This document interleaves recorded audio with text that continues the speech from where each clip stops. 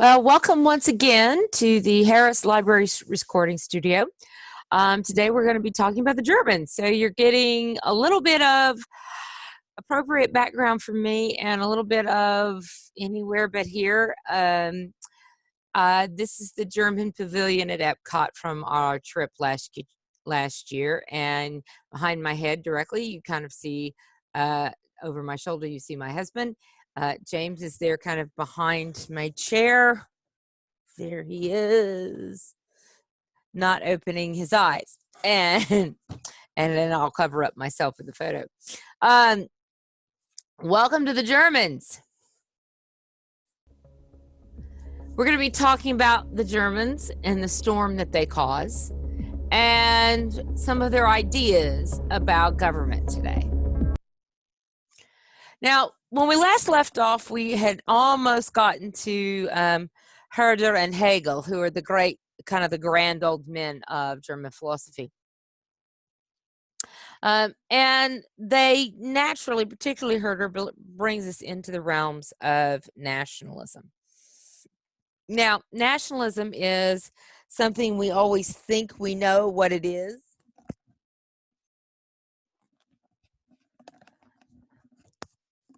But it's not quite the same as patriotism. When we mean nationalism, we mean actually something rather different. And that's what von Herder is going to work on. Now, we can see some elements of this in the writings of Montesquieu. We can see some hints of it if you go look for it in Rousseau. You can even see some hints of it in the American Revolution. Many scholars are going to talk about how the American cries for independence are really this concept of nationalism, that there was a heritage group that had formed here that was deserving of its own country, of its own identity. And we're talking about a national identity here. Now, we deal a lot with identity politics now, and we're usually talking about individual identity or group identity.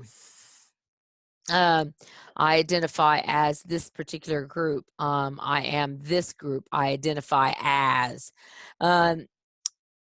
Whereas in the 19th century sense, nationalism was of talking about the concept of a group identity as a nation, as a heritage group. And this is going to be very, very profound in domestic and international politics for a lot of good reasons. Now, one of the things that most scholars point to is that in the French Revolution, you have this three-pronged motto: liberty, fraternity, and equality. Liberty is freedom, equality is equal rights. And what in the world does fraternity mean? Well, fraternity meant the brotherhood of all Frenchmen, which is a pretty potent concept when you're not just talking about the brotherhood of Frenchmen, something Napoleon has difficulty grasping because he doesn't understand why the Spanish don't want a French king. And the reality is this concept that each nation has its own identity and therefore needs its own sovereign political entity is key here. And the guy who's going to give all of this that's floating around and is going to actually articulate it into a theory that's going to be grasped onto is going to be Johann von Herder. Von Herder is usually referred to as the father of nationalism. He also was the father of what is known as the Sturm und Drang movement in the 1760s and 80s.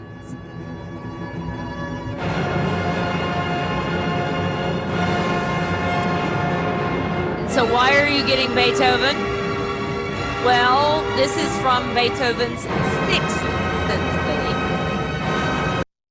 And this Sixth Symphony of Beethoven is going to tell the story of a day in the country. And the excerpt you just heard is the storm portion. So Sturm und Drang is storm and stress, and how people respond to these things, and the ideas of these storms and stresses of life, and how the emotions respond to them as well as the intellect. You get lots of different elements of this. You're going to get it in the writings of Goethe in his Sorrows of Young Werther that he publishes in 1774. You get into paintings like this one, um, and you see it in the paintings of J.M.W. Turner and others. It's very much part of the Romantic movement.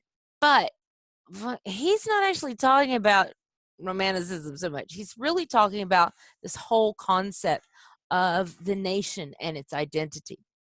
And he publishes all of this in his work, The Ideas for the Philosophy of History and Humanity. And like many others in the 19th century, he's kind of wondering, and even in the late 18th, what the kind of standards are for understanding history. Now, he's going to have a new definition of the people. Now, like many in the 18th century, he's not for the people in straight democracy. But instead, he's going to talk not about the people so much, but the folk, the Volk, this grand German word, the Volk. And now he's not talking about the rabble and all the peasantry. Run away, run away. No, not the peasants, but the people, and the idea that this folk, which would include the peasants, is part of this grander thing. It's another way of looking at the body politic, but the body politic with a very specific character. The nation was the folk, the Volk. And this Volk and this idea of that we are a unified body was classless. It didn't actually it applied to the upper class and to the lower class. There were things about being German that were essential. It's the same sort of thing that you actually get at Epcot, of trying to crystallize what it is about this particular nation and put it into a world showcase, whether that be China or France or Canada or Italy. What are they? And sometimes that's food. Food's a big piece. Language is another big piece. Now, sometimes one of the things that gets asked about Epcot is that a lot of the nations here are all European. Well, yes, they are. And I'm not going to go further than that other than to say, yes, they are. But it was supposed to be an ongoing, evolving thing where you had lots of things coming and going, and that has not actually happened.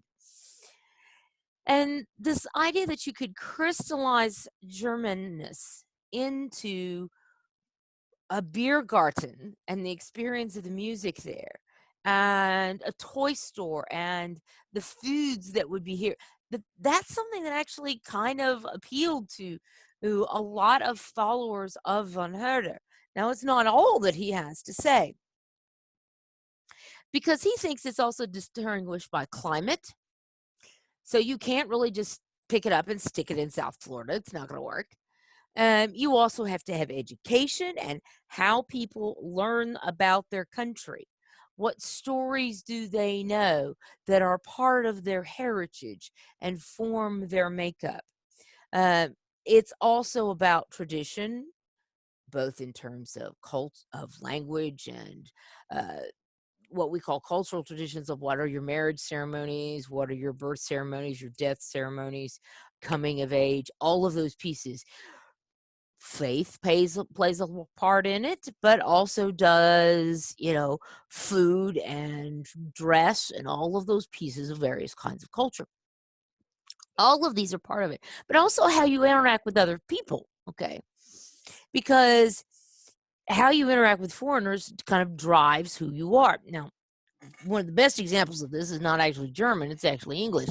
The English, by the end of the Middle Ages, already have this really kind of pecking order of how they think about other places. Okay, and that, hey, somebody was knifed in a fight at the pub. Well, must have been someone of Mediterranean heritage. Can't possibly have been an Englishman who would have been a good sport and fought with his fists. Now, this is a little bit over the top, but this is very much still the way.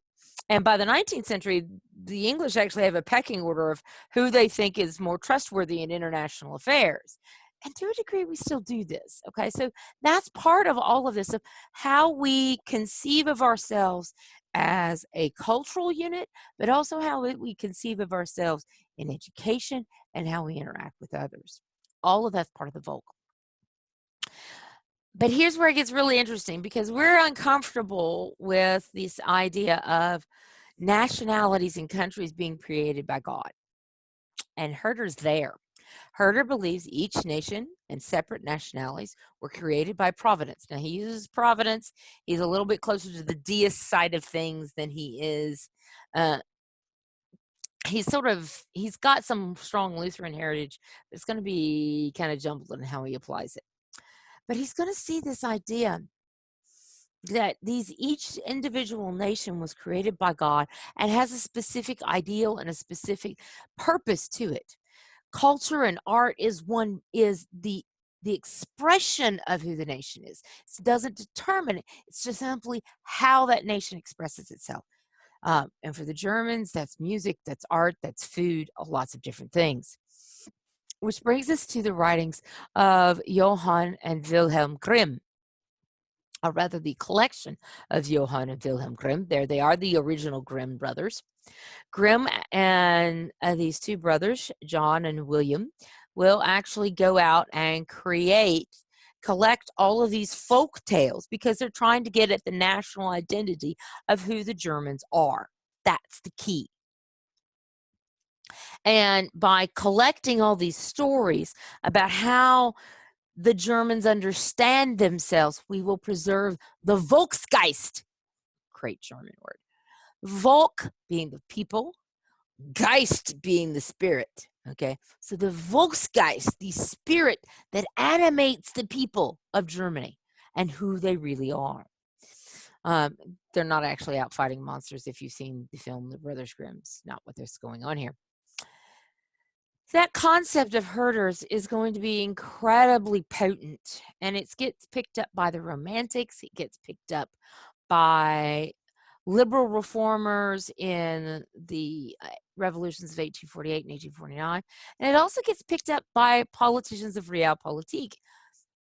Bismarck, grand practitioner of realpolitik, but also a firm believer in this concept of nationalism. And so are the Italians, okay? And in the late 19th century, instead of this being a kind of underground movement or a literary or artistic movement, or a musical movement, because I could play you the Wagner's The Valkyries, and we hear the German idea here. But also, by the later portion of the 19th century, it gets picked up by countries. We can use this to unify us, and we create marches and national anthems, a national song. Okay, to the late 19th century, nobody has a national anthem. Nobody. There were lots of songs that everybody kind of knew, but one declared national anthem, that's a function of nationalism. This idea that every nation has its own and unique spirit. Now, coupled with that is the political ideology that each group, each nation has to have its own political entity, its own state. Okay. Now, we even use these terms in geography and politics to talk about people groups that don't have political entities. We call them stateless nations. Now, colloquially, we interchange nation, state, and country a lot, but they actually have very different meanings, and that's what he's defining here as nation. And the ideal political entity is one nation per one state, a nation state. Now, the United States is a multinational state with lots of different people groups, lots of different heritage groups, but we also try to have this grand American melting pot was the phrase of the 1970s that I grew up with. And we still hear it occasionally. But in identity politics, no, we don't want to melt together and create one nation. We want to have these individual things, which is why you see these maps that show up that try to say you have all of these different nations within the United States. But that's also saying, well, we don't have anything in common. We don't have any kind of common heritage. And that's not actually true either, okay? That's a revisionist history as well. So you have to be careful on both ends of this because the commonalities are not always as strong as they'd like to say. And because, quite frankly, Germany's always been, I mean, until the 1870s, has been divided and had a lot of different groups all claiming to be German. And that includes the Franks and the Spanish and the English and the guys in Lombardy who are in Italy. And all of these guys have German heritage. So what does that mean? Well, it means what those wanting to unify you say it means.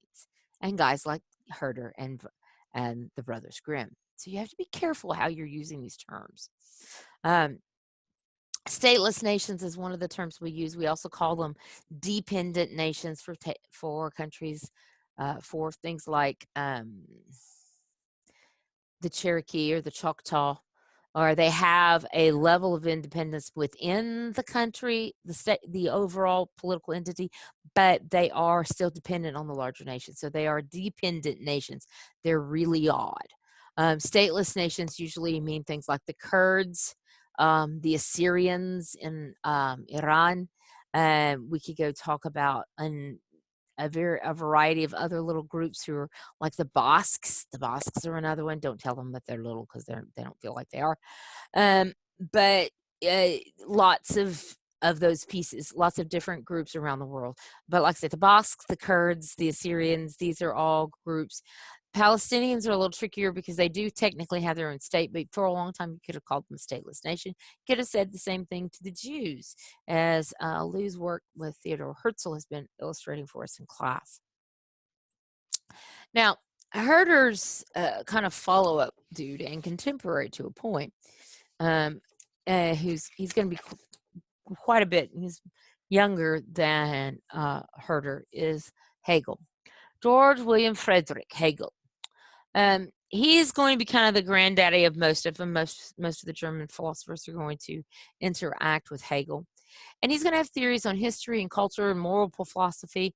And I cannot go into all of them. He talks about the phenomenology of the spirit in 1807. He writes on the philosophy of right in 1821. That's his really only political work. The rest of them are about lots of other things. And this is why I have to be very careful when I get into Hegel, because it's easy to go off on other sidetracks, because Hegel writes about everything. He's a true philosopher. He's not just a political philosopher. He's going to write about everything. He writes his philosophy of history in 1837, which is really a compilation of a lot of his work. It's a series of his lectures put into, bound and published eventually after his death. He's Lutheran, because he, like a lot of Germans were. But he has a lot of different theories, and he doesn't always agree with Luther's ideas about God or mainstream Lutheran thought. He's also very much an idealist in his thinking, and we'll see that in some of his ideas, and as we look at his overall principles. Now, let's look at some of the overall principles in Hegel. First of all, he is going to be very much a practitioner of what we call theodicy, which means he sees that history is the way of justifying God's ways to man. In other words, we are explaining who God is to mankind through history. These things go together. And he doesn't see God as independent of his creation. And once again, we can argue with him later, but this is about understanding what it is he says. As several of you have discovered in your research this semester, that sometimes what we make philosophers say later on by what we say they said is not what they actually said. And that's what we want to try and look at today. And it's one of the reasons why it's so important that we actually read these philosophers and thinkers for ourselves. Now, he says that God, or Geist, is in fact not independent of his creation, that he has to be, he's going to show us who he is through history. And the reason is at the heart of everything. He doesn't see God as irrational. He sees God as God of reason. God as first cause is still part of who he is. So he's not totally a Lutheran. He's going to borrow a little Aristotle as he goes along. And that reason or God works itself out in art and religion and history, and all of these things are God showing us who He is and helping us to understand things.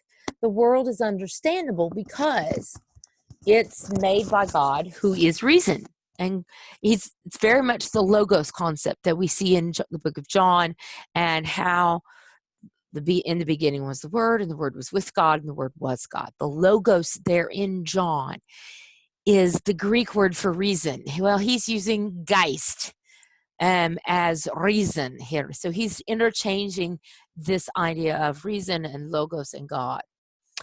And like I say, he sees the history of culture and intellectual history as a biography of God. So understanding who a people are and how they've changed and progressed throughout history, because they do progress as far as he's concerned, is a biography of God's, not who God is so much, but how God interacts with man.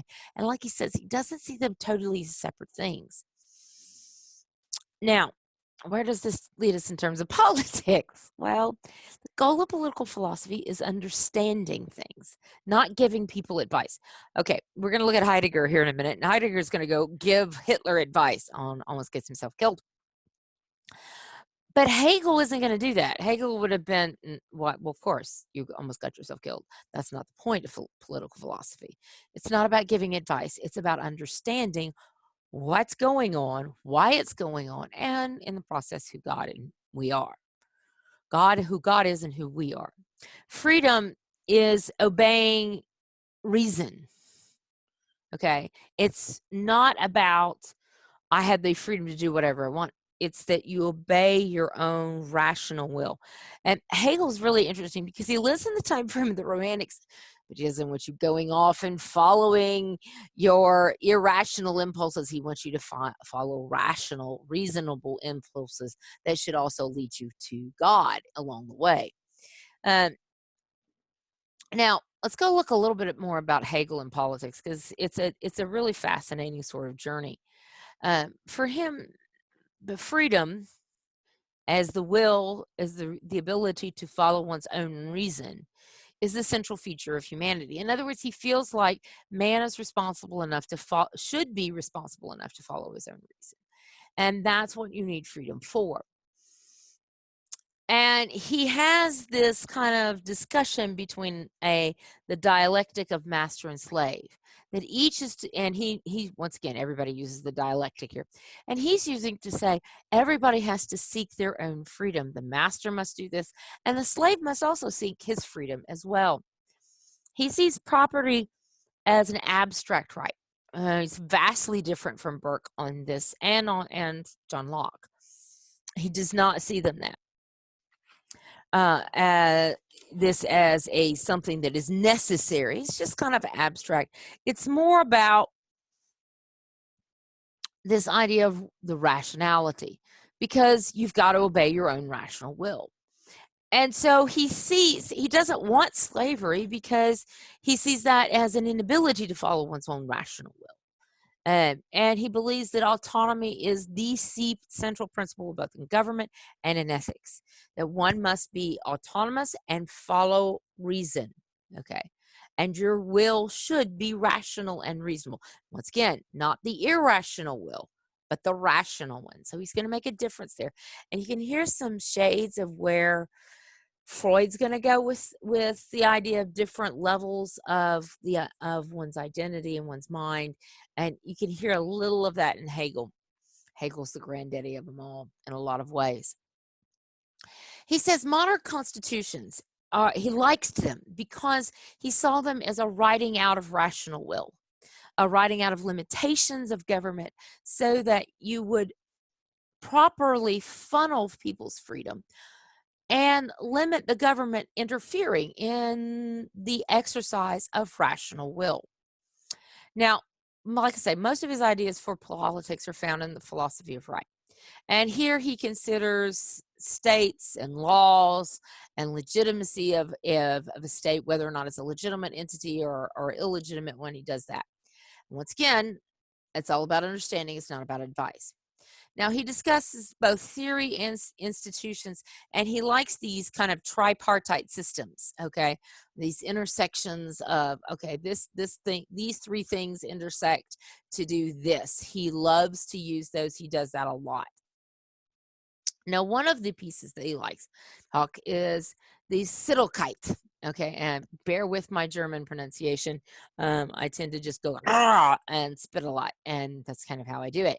Because I've had only one semester of German, so I'm not going to swear to any pronunciations. Okay,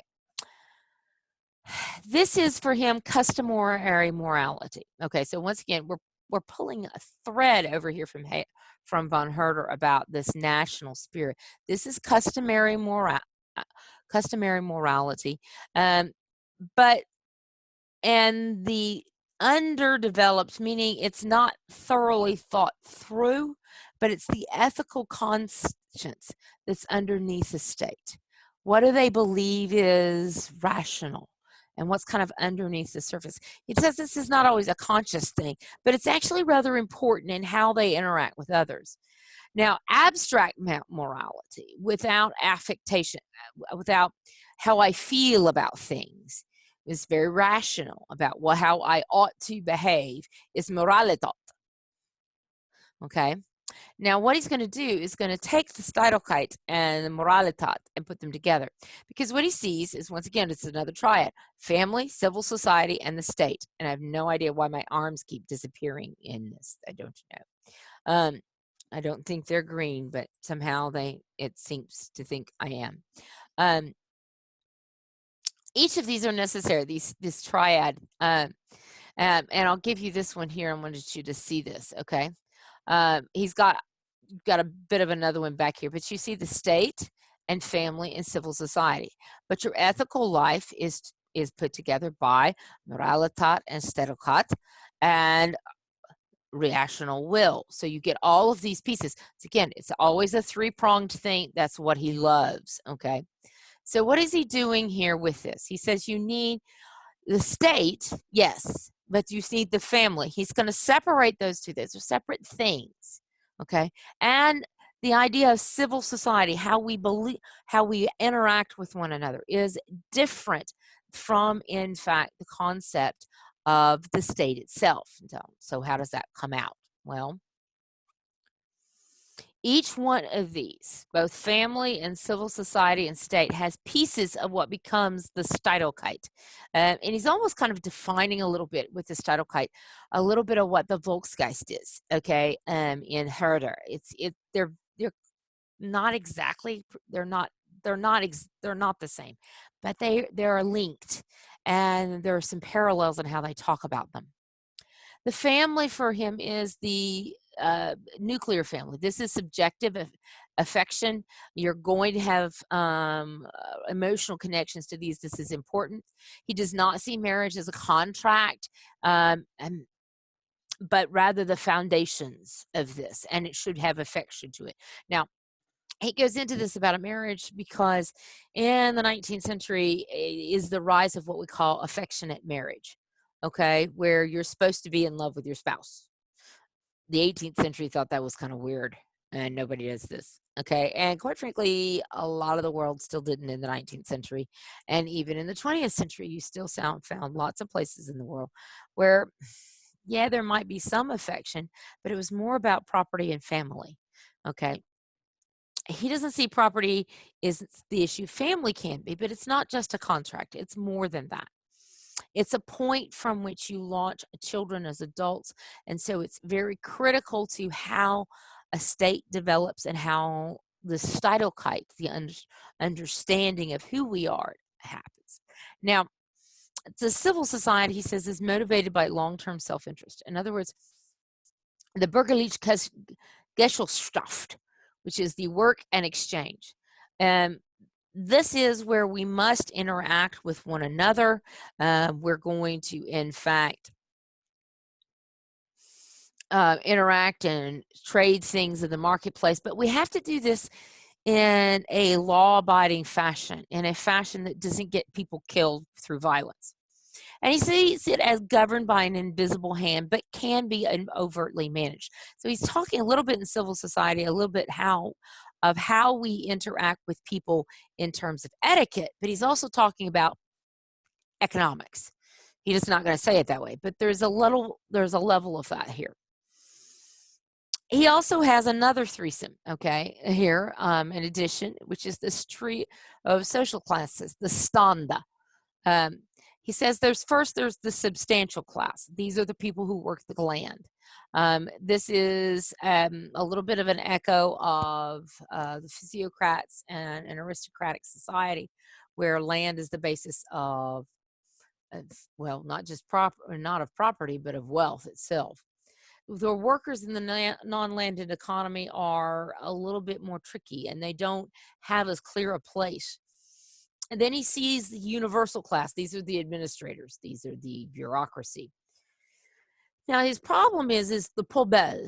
These are the unemployed and the unemployable. Now, the unemployed, he says, you can solve that through helping them find employment. He says that then there's this other group that just you can't do anything with.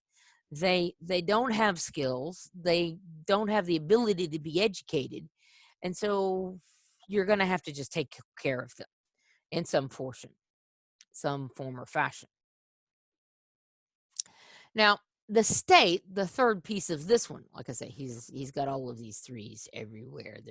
It's constant. You'd almost think he's a numerologist, which he isn't. The state requires both loyalty and sacrifice to the in other words, this is all about the idea of duty and about maintaining it to the country. He wants unconditional allegiance.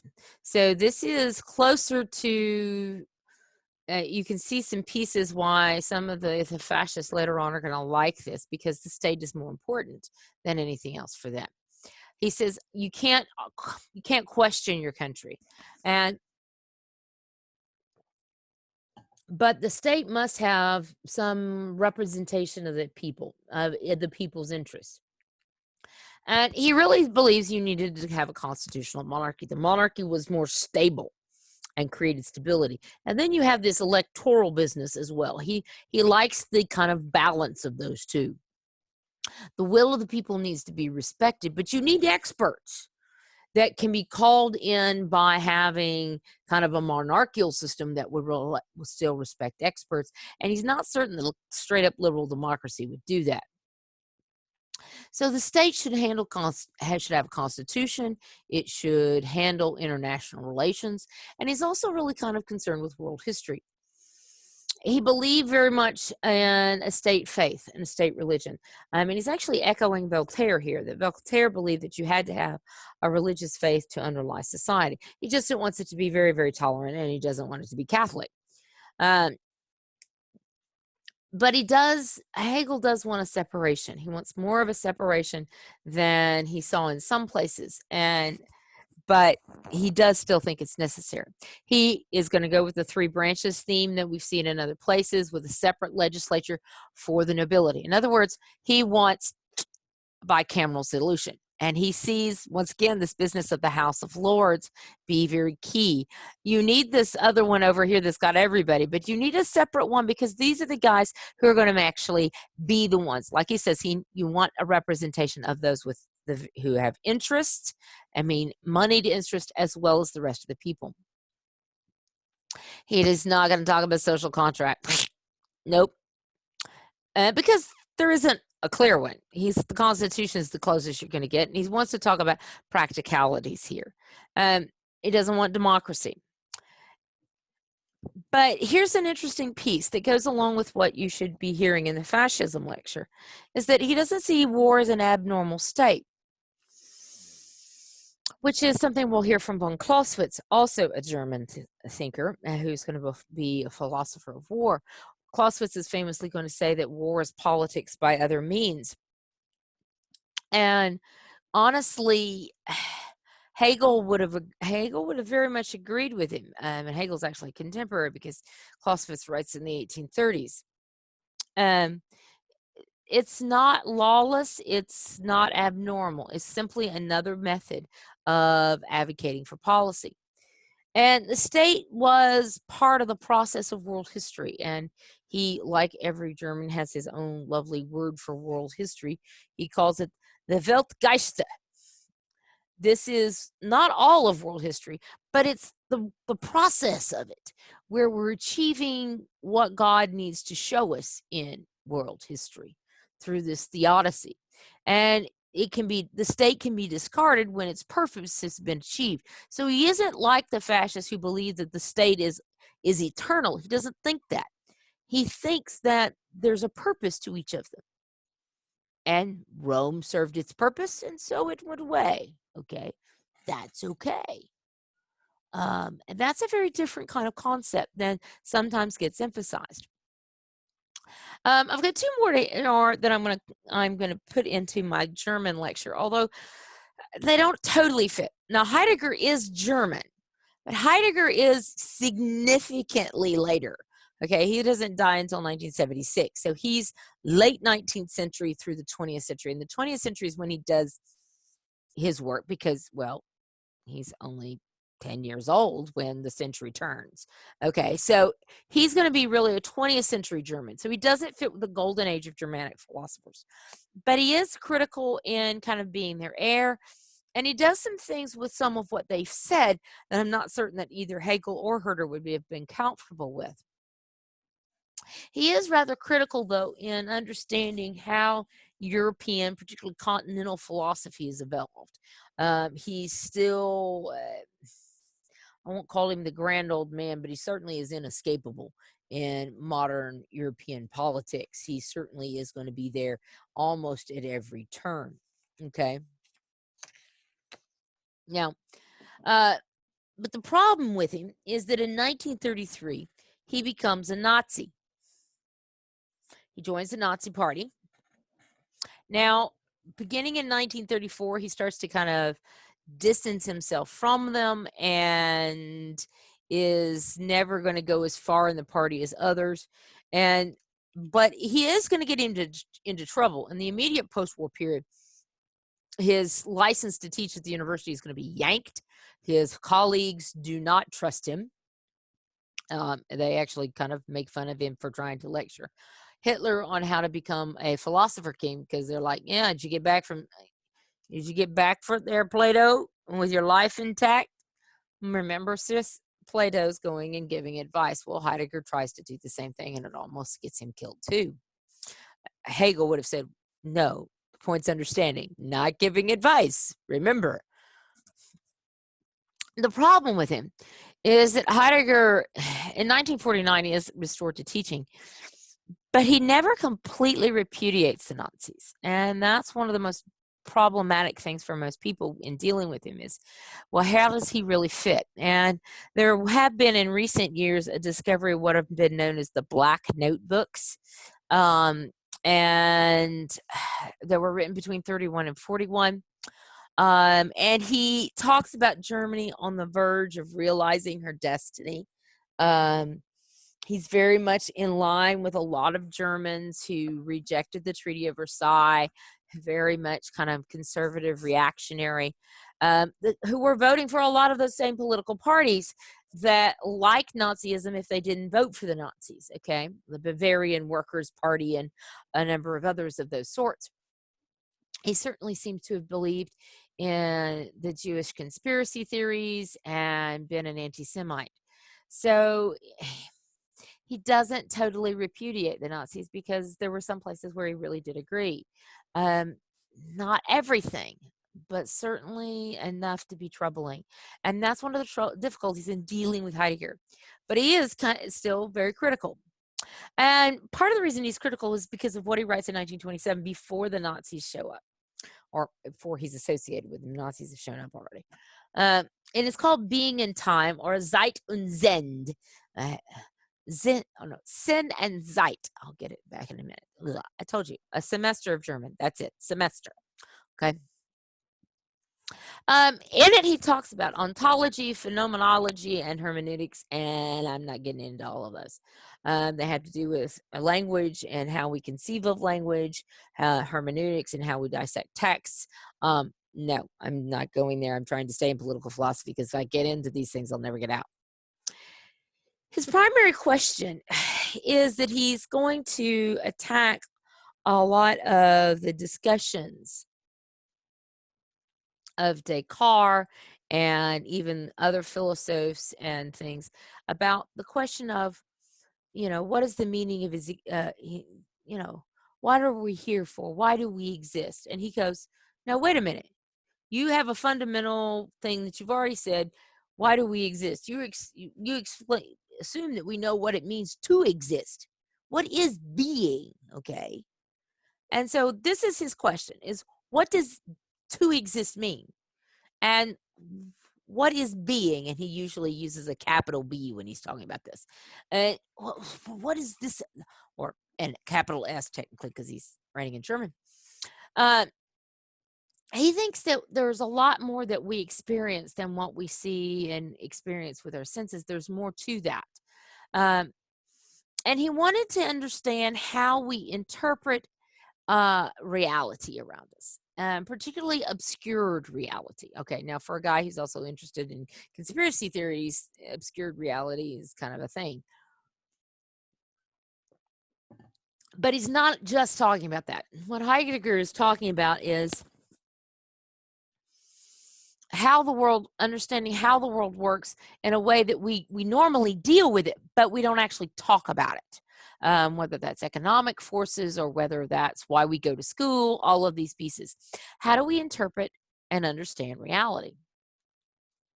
He says that the critical piece of all of this is Dasein, or openness, which is critical to how we interact with the other.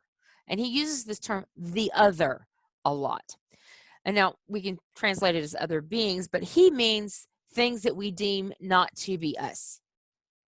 And he talks a lot about this concept of the other. It's something that's going to be picked up on by later feminist writers like Simone de Beauvoir in the 1940s and even Kate Millay a little later on about women being the other. And certainly it's something we see in the Nazi philosophy. If we turn the Jews into other and then we can mistreat them, okay, because they are not us. Well, that's not where Heidegger is going in this work. He's talking about we conceive of other things and then we have to be open to understanding them and in order so that we don't treat them as lesser, even if they are different. And how do we interact with one another? And that's what this Dasein and the other business, for him at least, is what. But it gets taken in other directions. And we see some of his understanding kind of corruptions a little bit of what he means by other. And a lot of modern discussions about identity politics, he's feeding into that sort of thing. And Patrick's going, ooh, cool.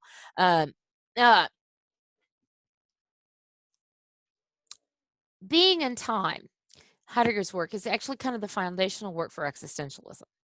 And existentialism is the underlying philosophy in postmodernism. These two things, they feed off of each other. The structuralism and deconstruction and these sorts of things, they feed off of one another. Now, the concept here in existentialism that is existence precedes essence, that you have to understand what it means to exist. There's Heidegger. And that you're going to exist long before you have any sort of meaning, okay? And you may never have any meaning, okay? And like Heidegger, they sort of reject science as the causal. There's a U missing there, and I said casual instead of causal. Sorry about that. That's going to bug me. Hold on a second.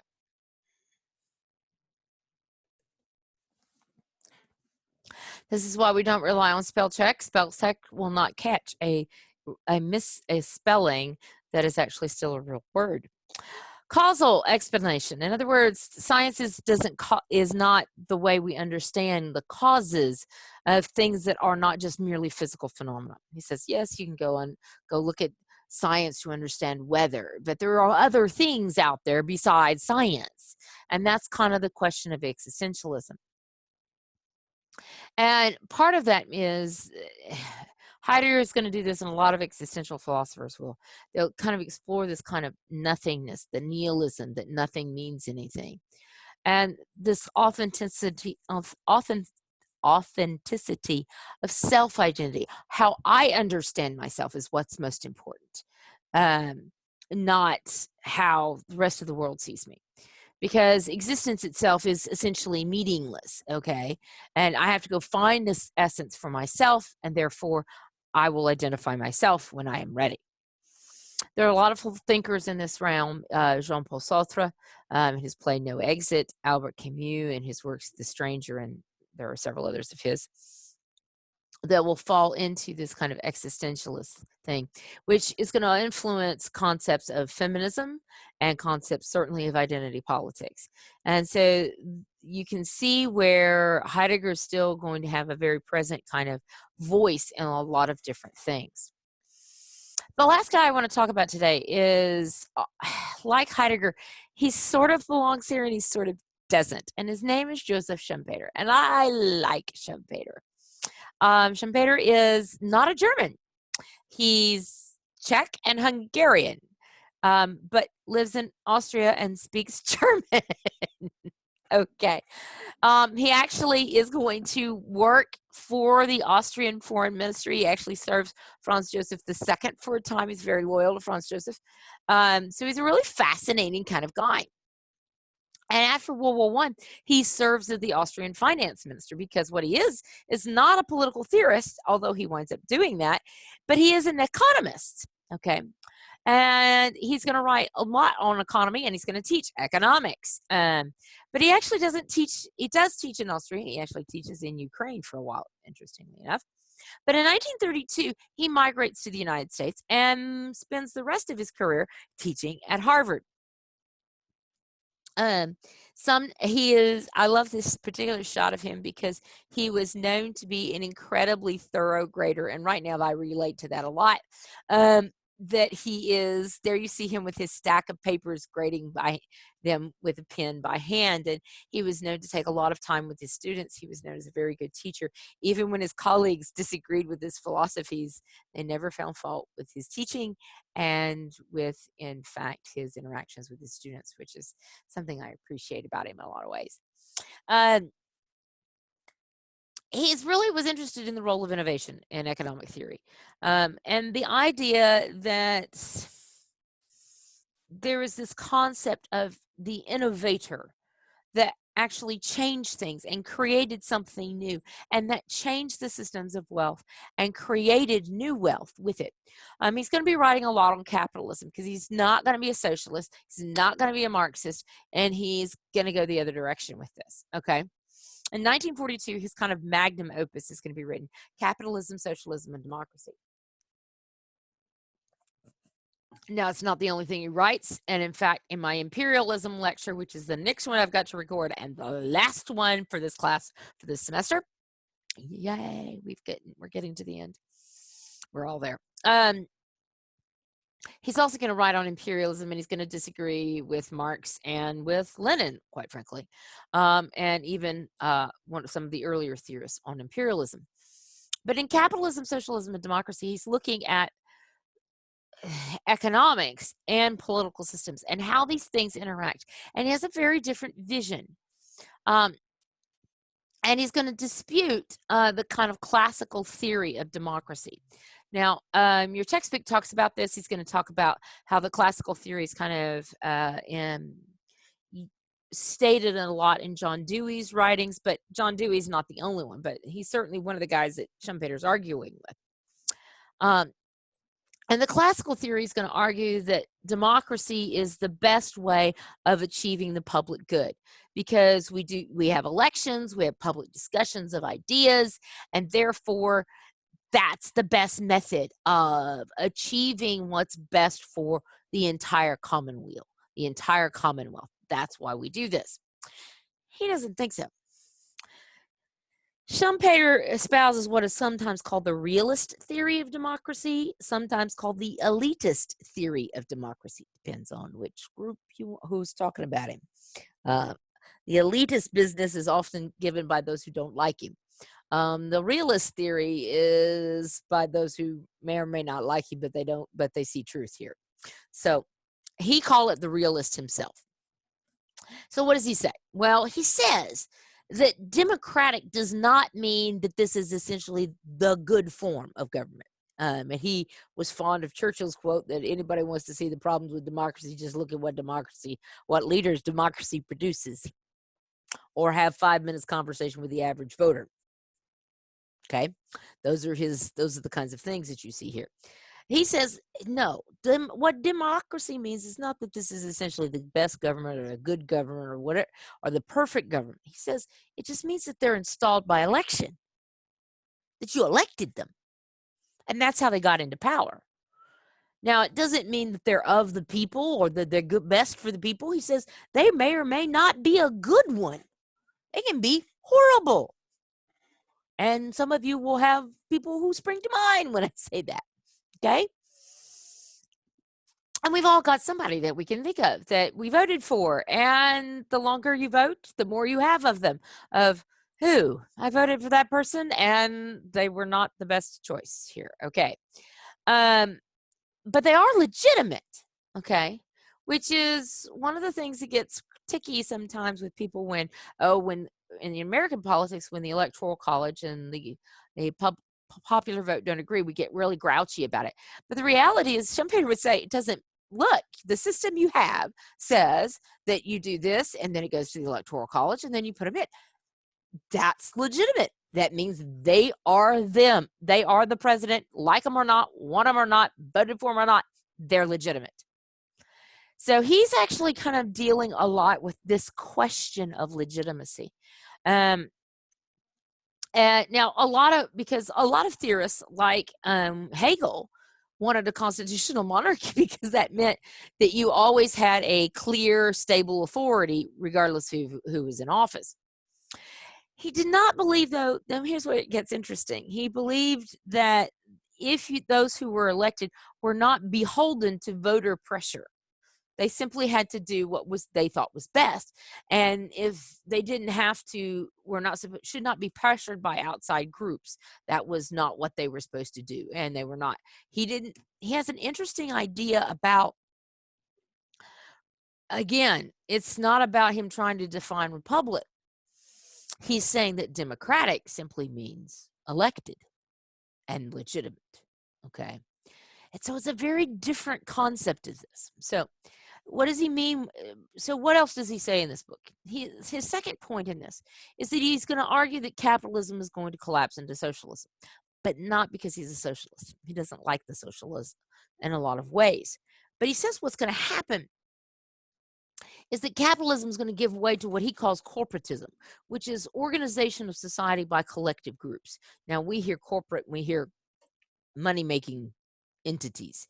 And that's not necessarily what he means, but he sees this as we're going to organize society by these groups, and that will weaken the structure by which you're doing elections, and capitalism will gradually collapse into socialism by a gradual method, not by weakening. And he says you're going to get a lot of intellectual criticisms of capitalism, which were happening already in his own day in 1942. Which would lead to the election of social democratic parties, which would allow working values to dominate and thereby undermine what he saw was the critical piece of capitalism, which is the innovator, the entrepreneur.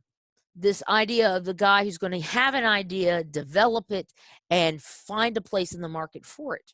And that he sees as the heart of capitalism. And he thinks that this allowing workers' values, what do I get for working for you, versus a spirit of freedom, he says, is going to allow the end of the entrepreneur. And he says instead, he thinks that liberal democracy is going to be replaced by what he calls laborism. Because you're going to lose the social and intellectual climate necessary for entrepreneurialism.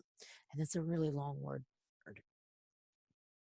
He says the creative destruction, which is one of the phrases that he coins, is the purposely destroying the old to create the new.